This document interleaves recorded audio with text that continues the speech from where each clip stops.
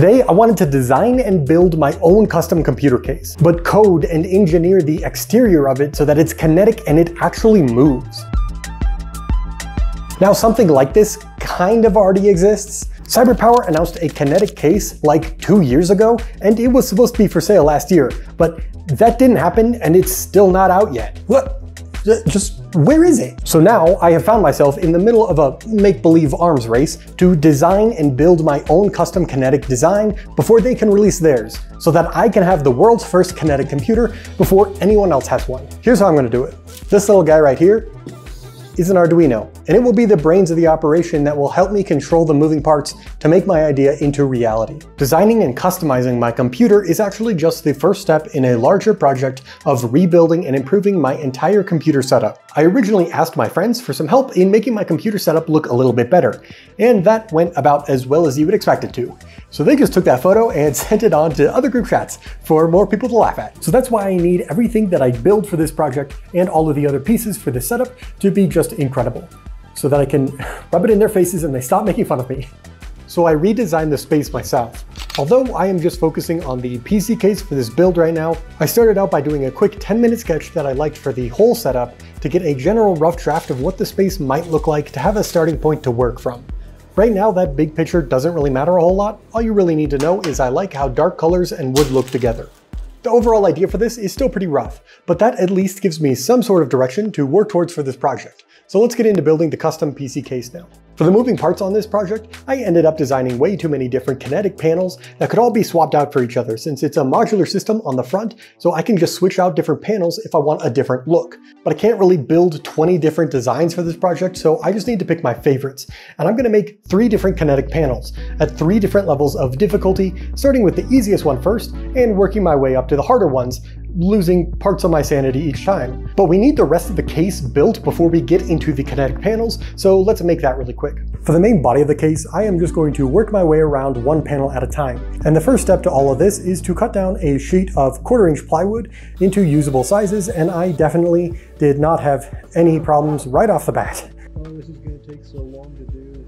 First up though is the side panel. In my planned setup, this is going to be off to the side and facing me, and it will be seen but not really prominent. So I'm just going to give it a little bit of a subtle design. I just took the hexagon pattern from the original case and used that to make some different design options before settling on this one. I originally thought that this panel and the other ones were going to have a wood finish for the main body in the case, but I later decided on that I want to go with an all black case and still have wood accents on it, since that main front panel that's going to be moving is going to be mostly wood. I just made these little cutouts on this panel as well to give it a little bit of extra added depth on this side. Adding a little bit of depth could be really cool as well, because I can add in a little sheet of veneer behind these holes so that you get like these little recessed pockets of wood that can be sandwiched between this panel that I'm putting onto the case and the existing metal side of the computer, which I am going to keep parts of that case. I have thought about this a lot, and I decided that I am just going to modify this original case because I can build on top of it. I can replace some other parts that I don't need and want to make better, and overall it's just going to be a lot easier, and it will get me the exact same result in the end as if I were to replace every single part on this. Now currently I have 2 different problems. The first problem is the back of this. For my attachment method, I was planning to use magnets to hold this on, but they are super weak. So I will need to join all of the walls of my new case together. The second problem that I'm dealing with is that this panel is in 2 different pieces. I need these pieces and all of the other ones to align perfectly, so adding a little bit of extra wood to the back should hopefully help them out. And that's pretty much it for the first panel, so let's just keep moving. Now the next side that we need to design is going to be the top, and it's the easiest one to make by far. All we have to do is map out where the air intake is, and then design around all of the buttons and the ports on the top as well to avoid, and then just add a little bit of extra thickness for that front side for the future design, and then extrude all of that up, and pretty soon we have a top panel. The next side to design for the computer case is going to be the glass side, and I've already kind of talked about that, and looking back on the footage now though, it's like 15 minutes of me rambling about why it's hard designing around that, so let me just give you the SparkNotes version and make this really short for both of us. The first thing that I tried was electric fill, but it was in the end a little too flashy and I couldn't really get anything that I liked. The second option was a similar story. I tried designing a new glass panel to put on that side. Again, couldn't really get anything that I liked or felt looked good on this case. So in the end, I decided that I'm just going to copy over that first side design onto the glass side as well, But on this one, when you look through the holes, you're going to be looking into the actual inside of the PC case. Now, on the inside of the PC case right now, it's kind of a little bit bland. On some people's builds and creations for their PC, they make these beautiful interiors, but mine is kind of just But I still like seeing all those tiny little cool components that actually make up the computer, and I think it'll be cool to get glimpses of that through the tiny holes on the panel that I'm creating. So what I'm going to do is just add a light to the inside to help that out a bit, but we'll get to that soon enough. First, we need to assemble everything we've made so far. I began to assemble some of these pieces and glue them all together. In the end, I decided that I would just do a full panel on the back instead of just a thin strip to make the plywood overall more rigid, which worked to make it strong, but some of the pieces did shift on me a little bit while I was gluing them. If I was smart, I could have taken the pieces that were already cut out from these panels and taken all those tiny little pieces and glue them together again to rest in the holes as both of these panels dried to essentially act as a pin to hold both of the panels together and aligned. But we're here now. These are kind of minor problems though. In the end, when everything is painted and dried, you won't even see that at all. It's kind of just something I should have done better on. In reality though, I'm trying to build most of this stuff in the middle of my living room, so it's not really the best environment to get absolute precision on this. And part of making stuff is learning how to hide your mistakes. I will need to remove some extra glue that are on these panels just as a cleanup step before I get into actually painting them. Sometimes there's just a little bit of glue from extra squeeze out. Other times though, there are some places where there's a lot of glue that needs to get cleaned up. Like on the front of this panel, it kind of looks like I don't know, accidentally glued a piece on backwards before realizing my mistake and taking it off, and now there's a whole bunch of glue that needs to get cleaned up. I wouldn't do that. I got all of the panels glued and then cleaned up after sanding all of the wood down to a nice finish. I then put on the first layer of paint and then sanded that some more, and then I painted on a second layer, sanding that even more after that, and then spray painted all of that black just to get a nice clean finish. And pretty soon we are left with this. The finish on this is just not good at all, so I just stopped. Yeah, this thing is just a piece of, sure, I could have done, I don't know, the bare minimum amount of research to learn how to get a perfect finish on this, but I didn't, so whoops. The biggest problem with this is that brush look. No matter how much I sanded, this thing is still like perfectly smooth right now, but that brush texture is just in there. So I need to swap out two things to try and fix this. The first thing is to use a different brush, and the second thing is to use a different paint finish. But using a roller brush in combination with a better paint should hopefully solve my problems. Those changes helped immensely, and although it's still not perfect, it at least saved the case from having to get fully redone. I did one last test fit and it all looks great. I didn't actually even need to use any magnets or additional fasteners to get this case on here. I built everything so tight and as one solid piece that it's a very snug fit. And on this side as well, with the existing screws that are on the case, I just slotted them into a channel so this thing is locked in here tight and it's not going anywhere. It's on there so snug that it might not even come off.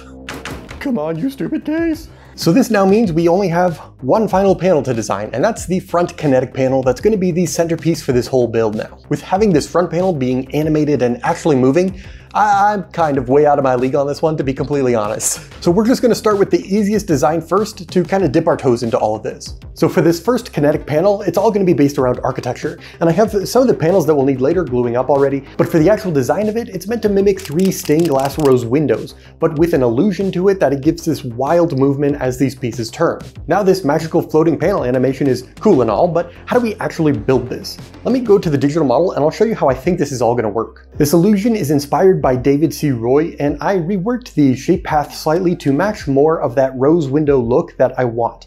And that's all you will see from this side. So to see the actual mechanics, we will need to move to the back side where it's all going to be hidden. Since I want to have the light from the PC case kind of shining through these windows, this whole backside needs to be open. We have 3 portals cut out on the front panel to align with the fans of the existing case, and then 2 stacked laser cut pieces will align on those holes. Now these pieces are actually the interior parts of 2 gears. These will be turning by 2 low cogs on the left side and then 2 higher ones to engage the stacked pieces on the right side. Then I will add a gear at the top left to transfer the motion of both the top and the bottom, so this is all joined together in one turning motion. We need to be able to hold the center turning points for this though, as it's currently just floating in place. So I designed a pin that will run through the center of these bearings for the gears and then attach back to a clear acrylic plate, which then connects to some very overcomplicated attachment components on either side, since I'm too lazy to go out and buy some 2-part epoxy, which would have literally solved all my problems. To attach this panel to the actual computer now, I unfortunately have to use the existing screw holes as my attachment point. But I made these little clip hangers that look a little bit goofy, but that's because they work with every design that I have. They all work as an offset stand for that front panel, and that gives it something to hold on to that it can also come off of when I want to switch a panel. Now that a lot of the design for this is done, we can start to fabricate the rest of these parts and put this first panel together. I'm focused mainly on making this case for aesthetics and what it can do to provide a calming element to the space I eventually want to create.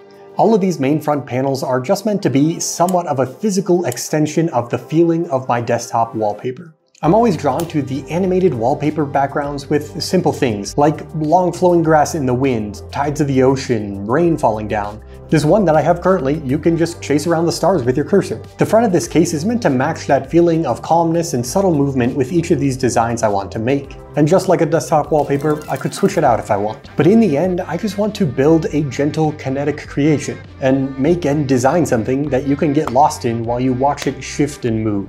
Now, I had some problems getting everything to turn initially, but that was mainly due to my lack of any tolerance being built into these parts. Turns out that 1/32 of an inch isn't enough, and some pieces, like the side gears, needed to get shaved down on the gear teeth and curved so that any of the stacked parts wouldn't catch with them. But this thing actually works. When I get this thing motorized, it's going to be a lot more smooth, but just looking at this thing assembled, oh my god, it is so beautiful. Now I still need to make some wooden caps to cover the center bearings on this, but I'm going to wait on that until the end so that I know that I have enough wood. I may have done something slightly financially irresponsible and bought some bird's eye maple veneer for this. And this isn't anything crazy like AAA grade bird's eye maple or anything, but it's significantly better than the plywood finish. And that officially makes it the most expensive wood I have ever bought. But I can afford to do that thanks to this video sponsor. It's me. I'm the video sponsor. No one's sponsoring this dumpster fire. I gotta pay for all of this. Stop spending money. I'm just scared that this idiot's gonna mess up the expensive wood. Look, if you want to support me, the easiest way you can do that, just go watch another build video after this one. They're all super cool. I am not biased at all. If you like this stuff, I think you'll like the other stuff too. And if you like what you see, maybe you hit that subscribe button. If you're feeling really generous, hit that join button. But let's wrap up with this build first because we still have a long way to go. So we have this panel built, now we need to write some code to be able to make this thing actually move. Here's what I have to make that happen. One Arduino Uno, a 4988 stepper motor driver, a bunch of breadboards and wires, some cables, some more cables, and a NEMA 17 stepper motor. Hopefully this should be the easy part. All of these designs are made so that they can be powered by one single motor turning to make the coding side of this as easy as possible on me. So I set out to make this one motor turn, and I did what any good coder would do. I ripped multiple parts of different codes that I found online and then jammed them all into mine to try and make this thing work. And after a lot of confusion, rewiring, code errors, more rewiring because I'm dumb, I finally got it. Just look at it. It is so underwhelming, right? This is literally all I had to do, but it just took me so long to track down all the tiny little problems that I was having to figure this out. But this part's finally done, so let's get it into the actual computer now. First, we need to take off the tempered glass again, being very careful because this is very easily breakable. Oh dear God. We can store these two boards in the back of the case, since I will need to be able to access them to plug in the Arduino and the motor. There probably is an easier way to power the Arduino off of the motherboard, but just using another wall socket is a lot easier than trying to figure that out. The back of the case also has these slots with metal covers on them that just come right out. So we need to take one of these and transform it into a version that has two perfect holes for what we need to feed the power to both of these boards. So this is the shield for the power supply that is under here, but to be honest with you, I don't really remember how to get this off. It's been too long since I built this computer. So I'm just gonna take the motor and slip it under here, and we're gonna add some 3D printed parts to hold that, but that'll be on later. Now there's just one more thing that we have to do before we can connect all of this together. I have to drill a hole in my computer. Is this a bad idea? That'll buff right out. Now that we have a hole, I can attach the final gear through the front of the case. And we can do a little test to make sure that everything is still working as it should. So plugged in, and that was supposed to start moving. Oh boy. And the code is all the same. What the heck? Just a loose wire. I mean, come on, man. This looks so good. Oh, it's gonna look so good in the dark. Okay, so this thing is working now. We can critique and adapt the design a little bit. I can alter the speed of the gears and how they're moving to help that illusion out more, but the two things that I have a problem with currently are the acrylic and the actual gears themselves. First, the gears. The back set seem to jump and stutter a little bit while the front one is very smooth. If I had to guess, that's probably a result of both the friction and the gear profile itself. I made these gears before I went on like a 6-hour deep dive to actually understand how gears work, so there is some wiggle room in these, which you can slightly hear them turn, although it's not super noticeable. But I imagine most of the problem actually comes from friction because of how these gears are actually built. I may have taken some less than ideal shortcuts in making them to kind of save on wood. All of that though is just a problem for future me though, because it's just fine tuning at this point. Now the second thing that I want to change is the actual filter that's behind here. You can still see some of the hexagons through here, which I was expecting, but it's a little bit more distracting to the illusion than I was anticipating. I think that I have a quick solution though. I am temporarily adding some trace paper to the acrylic to act as a fake frosted surface to see if I want to sand the acrylic later and to actually make it permanent. Yeah, I think that looks a lot better now. I'm not gonna fully frost it yet, just in case someone in the comments has a better idea of how to handle that, but that works for now. It at least gets it good enough for now that I can put all of this together and make a mini montage before we go build the other versions.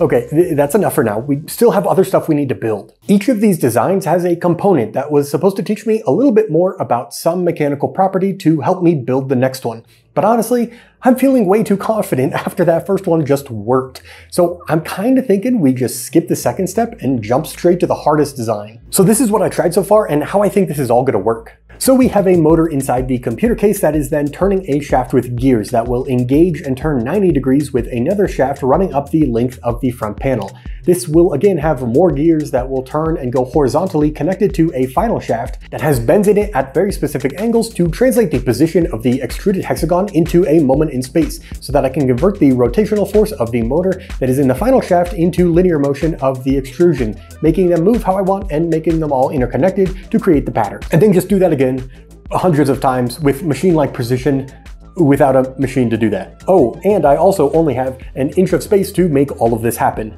Did I forget to mention that? That's fine. I'm sure that's not going to come up later and cause tremendous amounts of problems. I thought that it would be really cool to be able to control each of these individually with a mini linear actuator, but that would make the coding a nightmare, as well as those components alone costing over $600. But that might have been a better idea, because as soon as I got the wire in the mail, I realized this is not going to work. Trying to bend this stuff exactly how I want is not going well. There is a very fine line between it being malleable enough and holding the position that I need it to, and it's just really difficult to get it exactly how I need. And to make it in 3 dimensions, this is probably going to be impossible, so we need to slightly adapt. That was so much louder than I thought it was going to be. The next idea I want to try is with gears, and that was pretty successful on the first panel, so I think that I can use it again and just create a row of gears and create sort of like a piston action with the hexagon to still get the same movement that I need. So when they're all moving, then they will just... What are you doing? None of this is going to work. Why not? Here, I will show you. Your row of gears. Not only is this going to be super confusing because every other one is going to be going in the opposite direction to be able to make a smooth animation on that front panel, the connection point on the gears will collide with each other since they're going in the opposite directions. You're totally right. Okay. How about instead they're staggered so that the piece holding the rod won't collide above or below? That's a decent idea. Thanks. If you're an idiot, you're not even accounting for the hexagonal piston to come back in. If it moves out 3/4 of an inch, it needs to move back in that same distance. So everything needs to shift back. And you only left 1 inch and didn't design in enough space behind here to make this work. All right, that one's my bad. That one is on me. Okay, well, how are you going to solve this? I can delete all the footage and just pretend like none of this ever happened and no one has to know. Okay, well, that's actually the first good idea you've had so far. Here, I have a better one. All of these main gears, make them smaller so that they don't engage with each other. Design a 3D printed component to be the arm holding that rod so that it cantilevers over the edge of the gear to make up for that size reduction, and to get the dimension you need to move that hexagonal piston the appropriate amount. Next, add another gear between these two so that they rotate in the same direction. It's going to be tight here, so you're going to need to make a substructure to have gears mounted to both sides of it to save on space. And also provide some sort of crossbar to link all of these main structure pieces together for strength, but also dodge all of the gears since this all still needs to be built within 1 inch of space. That could actually work. Man, I can't believe we actually did this. Let's go. I need to get more sleep. To put all of this in perspective of the complexity jump that's happening here, the first design has about 14 moving parts to make it work. This new design has 885, which I am realizing is ridiculous, and I feel the need to reiterate, I'm not a mechanical engineer, I have no idea what I'm doing. There's probably a better design for the backside of this, and there's going to be failures. But to reduce those possible failure points, I'm going to build a portion of this full scale so that I can optimize every single aspect of each of these components. This started with me building a version of how I was planning to originally make this, and it was awful. So I'm glad I did these tests first. I went through many different iterations to alter everything, such as changing the gear shape to make them ride a little bit smoother and to be a better fit, making the 3D printed track wider as well, getting the pin caps tighter to hold the gears on better, creating a back sleeve to help support the piston to make it not torque in the wrong direction, sanding and testing different materials to cover the piston with to get it to glide smoothly, trying different wires and 3D printed arms to hold the pistons. There was a lot of exploration. At the end of it all, I decided that I want to cover all of the pistons in a black vinyl wrap after sanding them down to be a perfect fit for the sleeve that runs continuously from the front to the back so that the piston doesn't need to jump between materials, and add a 3D printed arm to connect that all back to the gear. And with that, we have a good enough working prototype to make the final version now. I put tape over everything to help protect that surface a little bit more, as well as giving me something to be able to label since I want all of the grain to be a perfect match. This is going to be a massive assembly line to get all of these pieces cleaned up and flawless. We need to glue, sand, and apply vinyl to each of the pistons, and on top of it all, I realized that the back of the sleeves are slightly off. I thought that I would use a new roll of filament to print all of this, but it turns out that that new material prints slightly different for some reason, and the inside back is now too thick, so I need to shave down and grind all of them smooth so that I don't have to waste any 3D prints. This is going to be a long day.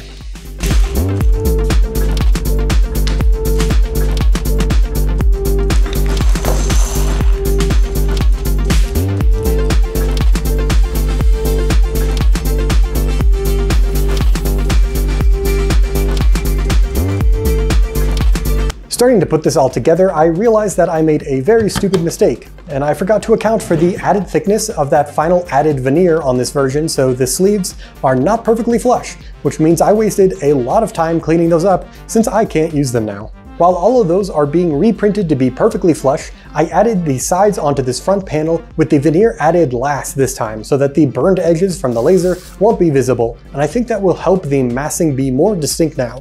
After all of this though, this is the only veneer that I have left, and to use this instead to make sleeves for the computer feet to further visually define the look of the case, and I think it makes a huge difference.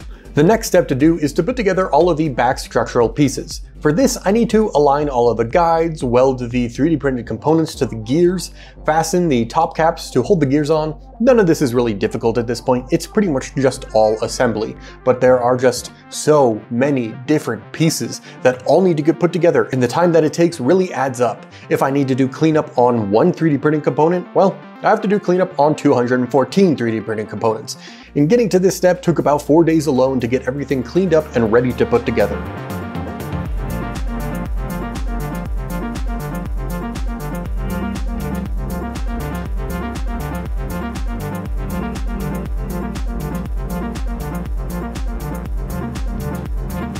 To get all of the gears facing the correct position, I used a scientific method called eyeballing it to get them roughly where they need to be. After I had part of this first row put together, I noticed that my nightmare had seeped into reality though. I would like to formally apologize to Cyberpower for making fun of them earlier. Turns out this is really difficult. This is all built the exact same way as my test piece, but I just don't think there were enough gears on this to really get a good sense of how it was going to work. This one has 3 or 4 main gears. This one has 19 to 20, and they just start to jam again when they're this many, and I'm unable to identify where exactly the problem is. It happens only occasionally, but this is also just one row. In total, I have 11. So the end result is going to be 11 times as bad, and that's just not going to be acceptable. So I've salvaged what I can from what has already been built and made design number like 18 at this point. And you will notice that this design is very similar to the way I originally wanted to make this. And that's mainly due to me running out of ideas of how to actually build this like 2 months ago. So I just need to reuse and try and rework what I've already tried. On the bottom, there will be a bank of gears, but a lot less, and some new ideas to make it go smoothly and not jam. Connected to those will be the shafts that control the ins and outs of the pistons, connecting that all back to the motor that's inside the PC case with some miter gears, and that's it. For building these new pieces, the shafts I can 3D print this time to be a significant improvement over the first attempt in the other design of the bent metal. These need to be tiny, so to make them as strong as possible, I'm printing them to be flat, and afterwards, I can use a heat gun for a quick second to get the middle joint malleable, and use a 30-degree jig to bend them into the place I need to get both good structural stability and still get the angles I need. After that, they are very strong in rotation, but after bending it, you can see that they are obviously very weak, and that is what every other indent is for. To keep these aligned every couple gaps, I can include a clip to attach back to the front panel to ride in this groove to hold the Z-axis where it needs to be. Repeating this 11 times to match my pattern, and we have all of the shafts that we need. Next, the gears.